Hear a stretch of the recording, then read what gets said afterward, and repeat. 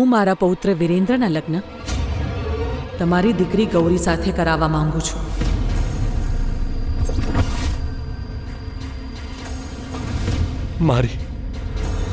મારી ગૌરી મોટી હવેલીની વહુ. તમને કોઈ વાંધો તો નથી ને? આ કેવી વાત કરી દીધી માતાજી. અરે તમે તો મારી વર્ષોની પ્રાર્થનાનો જવાબ બનીને આવ્યા છો. હું તો એ જ વિચારી રહ્યો છું કે તમારો આભાર કેવી રીતે માનું. જો તમારી હા હોય તો હું મારી થનારી નાની વહુને આજે જ કડું પહેરાવવા માંગુ છું.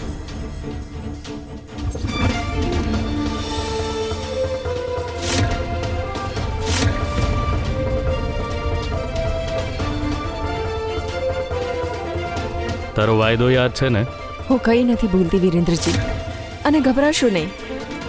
ઇલેક્શન પહેલા આ લગ્ન વિશે કોઈને કંઈ ખબર નહીં પડે.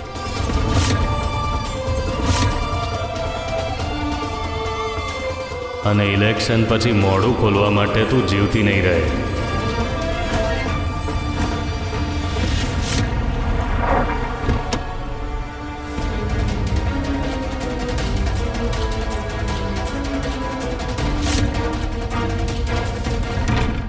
આવો માતાજી, આવો આવો.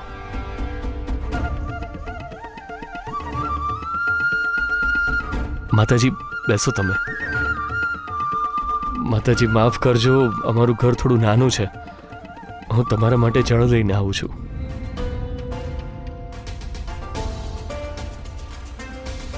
જય હો ગૌરી માતા, તમે મારું સાંભળી લીધું. હવે હું મારા પૌત્ર વિરેન્દ્રને એ શ્રાપમાંથી બચાવી લઈશ. હવે એકબીજાને વરમાળા પહેરાવો.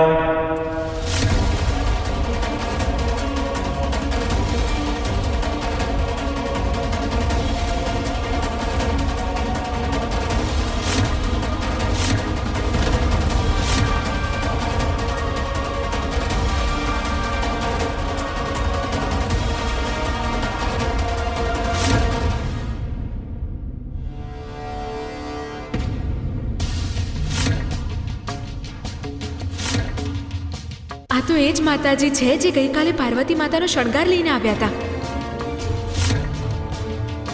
પણ આ અમારા ઘરે કેમ આવ્યા? ગૌરી. જી પપ્પા. અરે તારી પાંખો ફેલાવી દે બેટા. અરે આ પાંજરામાંથી આઝાદ થવાનો દિવસ આવી ગયો છે તારો.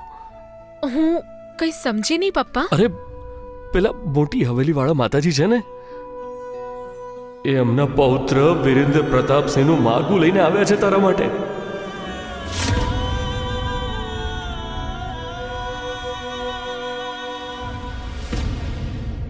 અરે બેટા, તને પોતાની વહુ બનાવવા માંગે છે.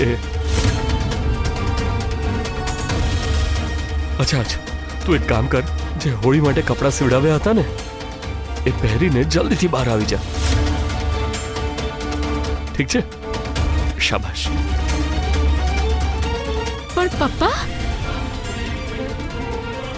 દીદી, વિરેન્દ્ર પ્રતાપ, આ તો એ જ મોટી ગાડીવાળા ભાઈ છે ને?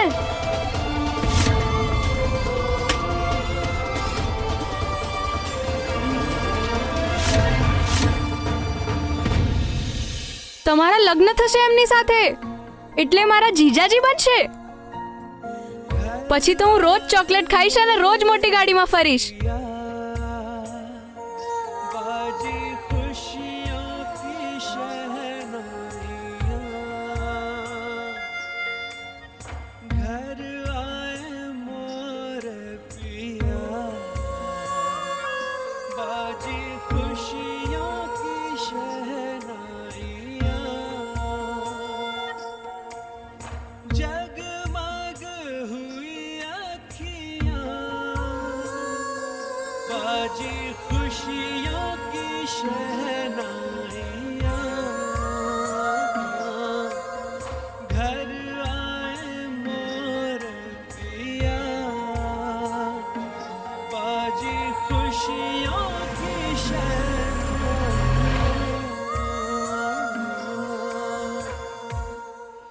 મેમ, વી રિયલી સોરી, પણ અમારી હોટેલમાં ગ્રીક સેલેડ અવેલેબલ નથી. છતાં તમે જો ઈચ્છો તો તમે અમારા મેનેજર સાથે વાત કરી શકો છો.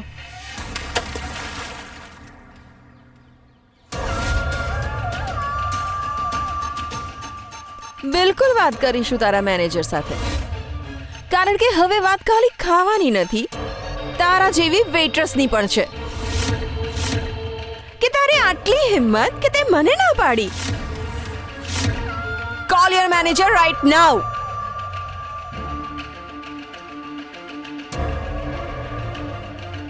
હે ગોર્જિયસ, શું થયું? આ વેઇટ્રેસ આટલી બધી ગભરાયેલી કેમ હતી?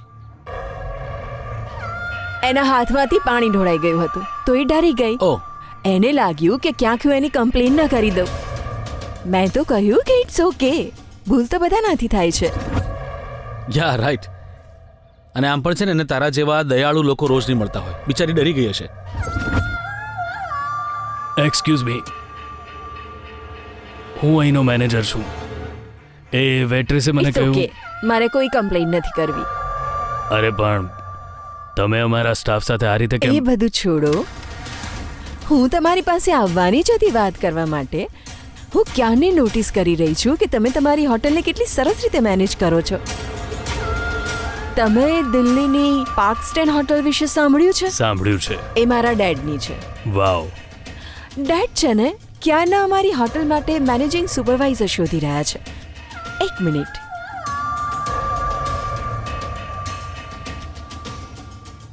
એમને કોલ કરી લેજો. Hotel park stand, thank you.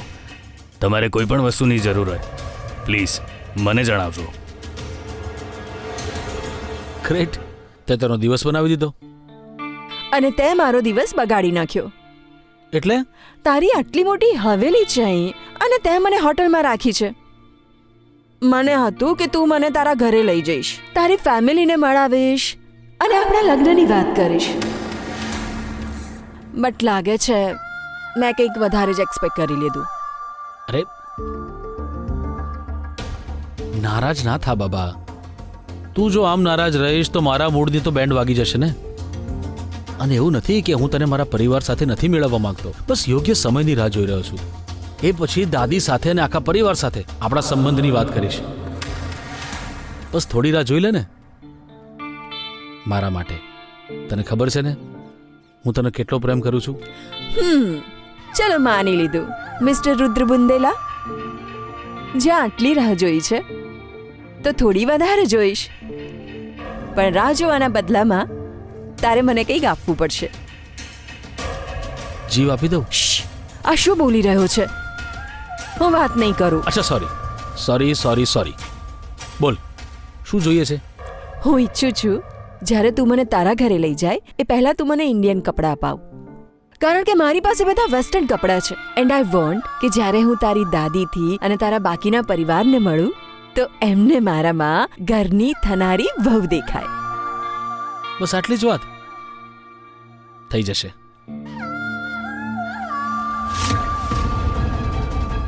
મારા પ્રેમની ખોટી કૂંપણને મોટી હવેલીની શાન તો નહીં બનવા દો.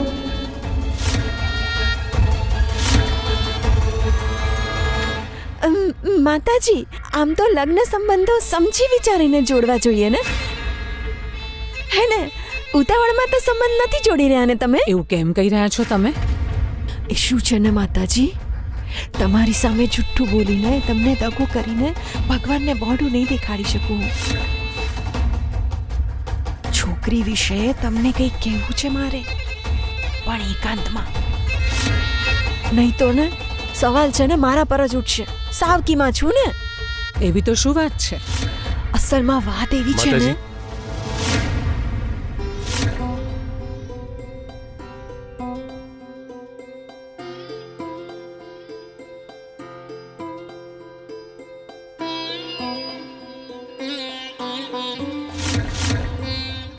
આવ બેટા, આવ.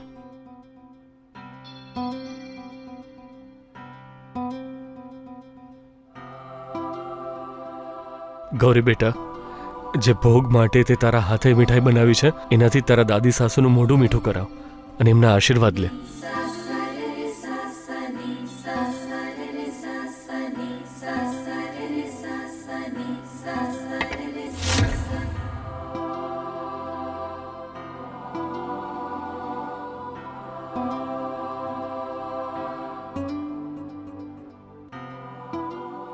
અખંડ સૌભાગ્યવતી ભવ.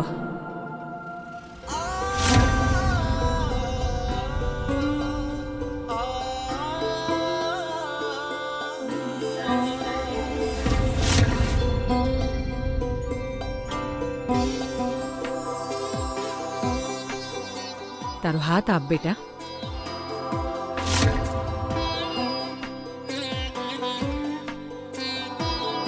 ગૌરી, આ રીતે શરમાવાનું ન હોય. આ મારા પરિવાર તરફથી તારા લગ્નનું શુકન છે.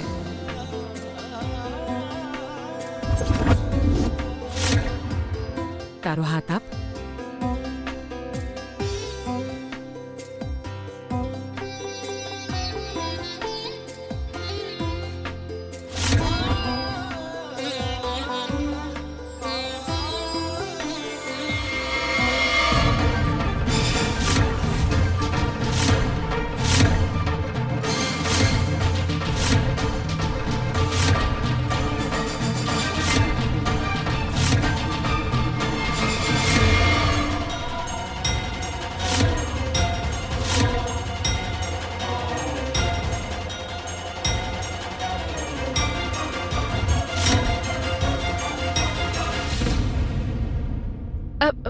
માફ કરજો માતાજી, પણ કોઈ પણ શુભ કામની શરૂઆત હંમેશા જમણા હાથે કરવી જોઈએ.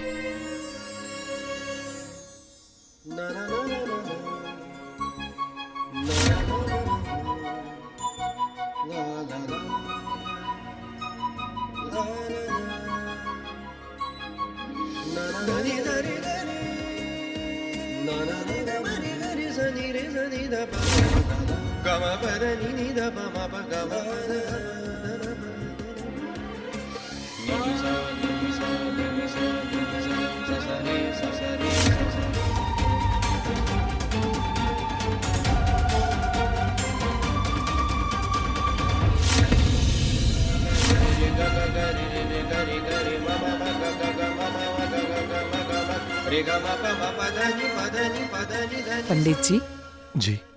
તમારી દીકરી હવે અમારી થઈ.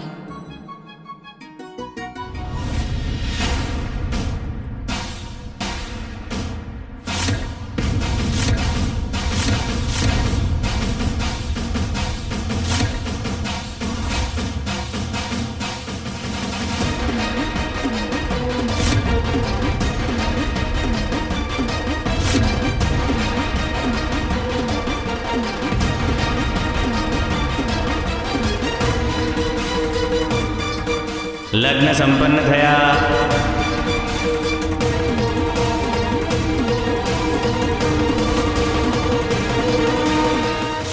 મેં અમારા તરફથી શુકન આપી દીધું. હવે તમારો વારો. તમારે મારી વહુને સોનેથી મઢીને એકદમ ધામધૂમથી મારા ઘરે મોકલવાની છે.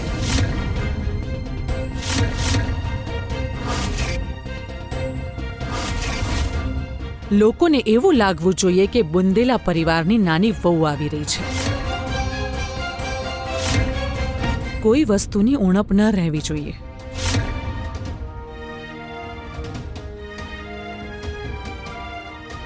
માતાજી, તમને તો ખબર જ છે કે મારી આર્થિક સ્થિતિ કેવી છે. આટલી બધી વ્યવસ્થા કઈ રીતે થાય? બધી વ્યવસ્થા હું કરીશ પંડિતજી.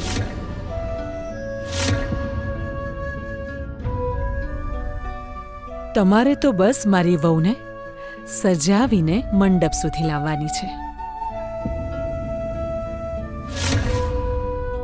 બધું જ થઈ જશે. ચિંતા ના કરો. તમારો ખૂબ ખૂબ આભાર માતાજી. તમારો આભાર.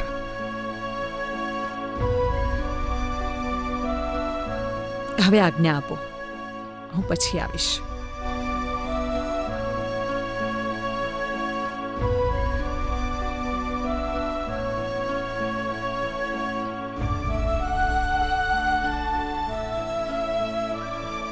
તું ખુશ છે ને બેટા?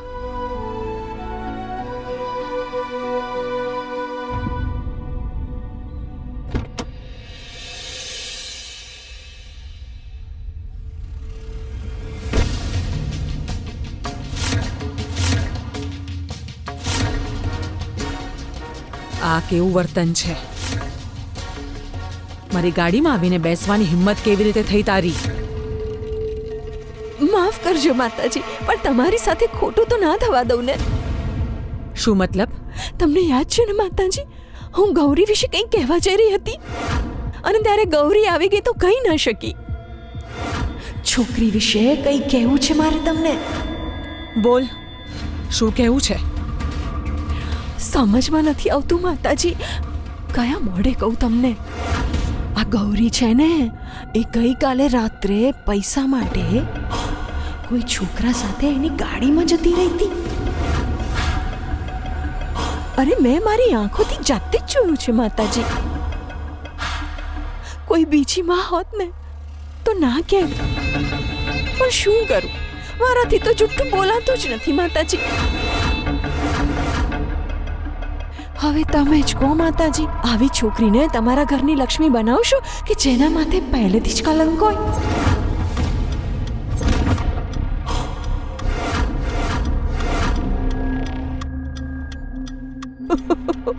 મારું તો નસીબ જ ફૂટી ગયું છે માતાજી. એ તો સારું થજો દેવી માનું કે મેં મારી આંખોથી સત્ય જોઈ લીધું, નહીં તો આ છે ને ગૌરી એક દિવસ અમારા મોઢા પર કાદવ ઉછાળીને જતી રહે. હે ભગવાન, કેવી છોકરી છે!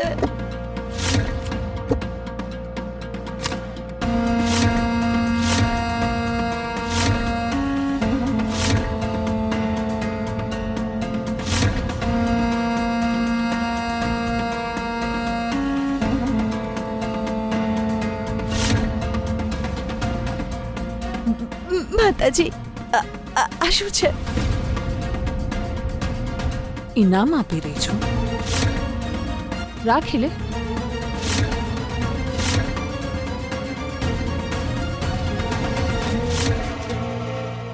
માતાજી, બહુ મહેરબાની. આપ જેવા દયાળુ જ્યાં સુધી દુનિયામાં છે ત્યાં સુધી કોઈ પણ ગરીબ ભૂખ્યા પેટે નહીં ઊંઘે માતાજી. તમે બહુ સારા છો માતાજી.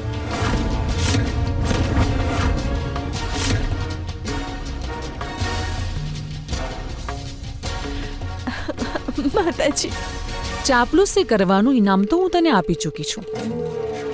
હવે જો સાચું બોલીશ તો આ પૈસા પણ તારા થઈ જશે. હું તો સાચું જ બોલી રહી છું માતાજી.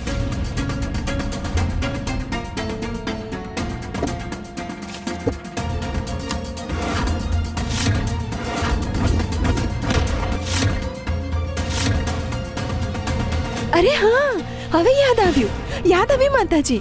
આ જે મારો છોકરો છે ને કાનો, એ કહી રહ્યો હતો કે આ પૈસા છે ને એને પેલી મોટી ગાડીવાળાએ આપ્યા હતા ચોકલેટ ખાવા માટે, અને એણે એ પૈસા ગૌરીને સાચવી રાખવા માટે આપ્યા હતા. જુઓ ને, હવે બધું યાદ આવી ગયું મને. જુઓ ને, હું પણ કેવી છું, કેટલી વાલી મારી દીકરી છે, એના વિશે ખબર નહીં શું શું વિચારી રહી હતી. દેવી માં મને ક્યારેય માફ નહીં કરે. કીધું હતું ને મેં, છળ કપટને 4 ગાઉ દૂરથી ઓળખી લઉં છું હું. ગાડીમાંથી ઉતર, લગ્નની તૈયારીઓ કર. ગરીબથી થયેલી ભૂલ સમજીને માફ કરી દો ને માતા. ગાડીમાંથી ઉતર.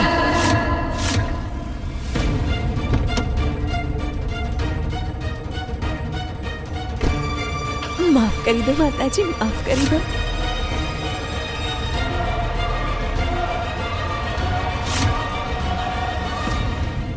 આજે દેવી માં પર મારો વિશ્વાસ બમણો થઈ ગયો છે બેટા. આજે હું એટલો ખુશ છે કે કહી નથી શકતો. અરે બહુ દુઃખ સહન કર્યું તે, બહુ કષ્ટ વેઠ્યા, પણ ત્યાં તને ફૂલોની જેમ સજાવીને રાખશે. મોટી હવેલીની દિવાલો બહુ મજબૂત છે. મારી દીકરી સુધી કોઈ જ મુશ્કેલી નહીં પહોંચી શકે. એ ગૌરી, તું ખુશ તો છે ને? પપ્પા, તમને એકલા છોડીને હું ખુશ કઈ રીતે રહી શકું? હું નહીં રહું તો તમારું ધ્યાન કોણ રાખશે? અને આપણું ઘર, એનું ધ્યાન કોણ રાખશે? પપ્પા, હું માની કડવાશ સહન કરી લઈશ, પણ તમારાથી દૂર રહેવું એ સહન નહીં કરી શકું પપ્પા.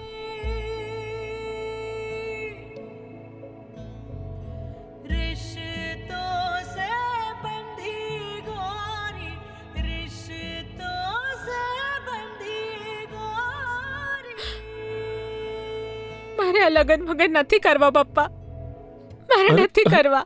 એવું ન કહેવાય બેટા, એવું ન કહેવાય. જો જીવનમાં દરેક દીકરીને એના અસલી ઘરે જવું જ પડે છે. અરે આ જ રીત છે બેટા. અને અને હું ક્યાં એકલો રહી જઈશ?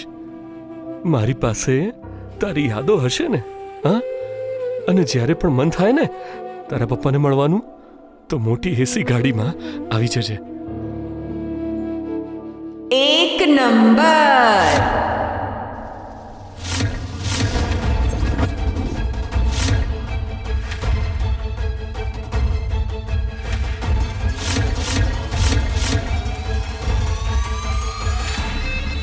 મનની હજી તો ફક્ત વાત થઈ છે અને ત્યાં બાપ દીકરી બંને જણા મળીને મોટી ગાડીમાં આંટા મારવા લાગ્યા.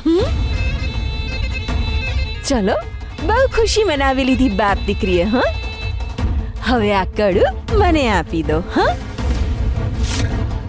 એ શું છે ને, હાથમાં આટલું ભારે કડું હશે ને તો કામ કરવામાં તકલીફ પડશે. લાવ, હું ઉતારી લઉં આ કડું.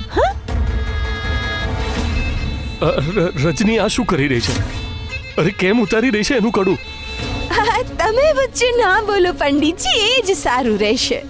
તમારી આ લાડલી જઈ તો રહી છે ને એ મોટી હવેલીમાં, પણ એ પહેલા જ્યાં સુધી આ અમારા ઘરમાં છે ને એના દરેક શ્વાસ પર મારી મરજી ચાલશે. અને તું અહીંયા શું બેસી છે? આટલા વાસણ હેઠા પડ્યા છે, તને દેખાતું નથી? એને માંજવા માટે તારી મરેલી માને બોલાવું? આ પકડું. ચલ જા, નીકળ અહીંયાથી.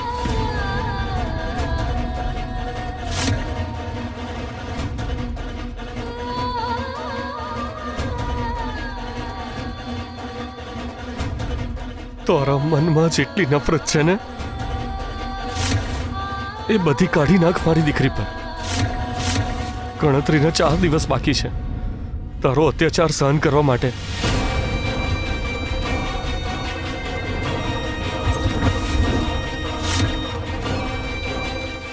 નસીબ કાલી તમારી છોકરીનું જ નથી બદલવાનું પંડિતજી.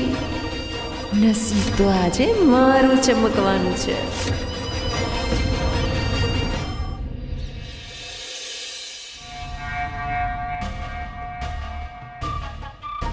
મન થઈ રહ્યું છે કે અત્યારે ને અત્યારે જ હીરાનો હાર ચોરીને તને આપી દો. અરે કાલે મંદિર ચાલીને જવામાં છે ને મારા તો પગના આંટા જ આવી ગયા, પણ આ તારો હાથ અડ્યો છે ને એ પછી તો મારો બધો જ થાક, બધું દર્દ દૂર થઈ ગયું.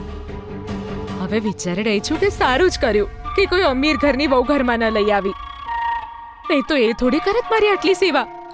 મને તો તમારી સેવા કરવામાં ને બહુ શાંતિ મળે છે મમ્મીજી. જો મારું ચાલે ને તો જિંદગી ભર તમારા હાથ પગના સુંદર ચંપલ બનીને પડી રહું હું. કાશ મારા રણજીતમાં છે ને તારી અડધી અક્કલ પણ આવી જાત ને તો આજે મારી બધી આંગળીઓ ઘીમાં હોત. પણ મારા નસીબ એવા ક્યાં. એક નાનકડું કામ આપ્યું છે એને કે વિરેન્દ્ર પર નજર રાખે. ખબર ને એનાથી થઈ શકશે કે નહીં. મેં તો મમ્મીજી એમને કહી જ દીધું છે, જો મમ્મીજીનું કામ ના થયું ને તો હું તો આજે પલંગ ઉપર આરામથી ઊંઘીશ અને એમને સુવડાવીશ નીચે જમીન પર. સાચે વહુ, બસ આવી જ રીતે છે ને મારા નક્કામાં દીકરાની લગામ પકડીને રાખજે. લો, નાલાયકનું નામ લીધું અને રીંગ વાગી. જે કામ કીધું તું તને થયું કે નહીં? અરે મમ્મી, તમે ટેન્શન ન લેશો. મારી બાજ જેવી નજર ભાઈની ગાડી પર જ ચોટેલી છે.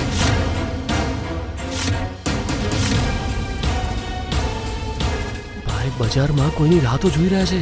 નક્કી પેલી છોકરીને જ મળવા આવ્યા હશે. બસ આવી જ રીતે નજર ચોંટેલી રાખજે અને જેવો વિરેન્દ્ર એ છોકરીને મળે ને ફટાફટ ફોન કાઢીને ઝટપટ બંનેનો એક સારો ફોટો ખેંચી લેજે. જી મમ્મીજી. આ વખતે તારી મમ્મીને તારા પર ગર્વ કરવાની તક તો આપીશ આ ને. વખતે હું તમને કોઈ તક નહીં આપું. શું બોલ્યો નાલાયક? મતલબ મમ્મી હું તમને ફરિયાદની તક નહીં આપું. અચ્છા મમ્મી મૂકું છું. શું થયું દીદી?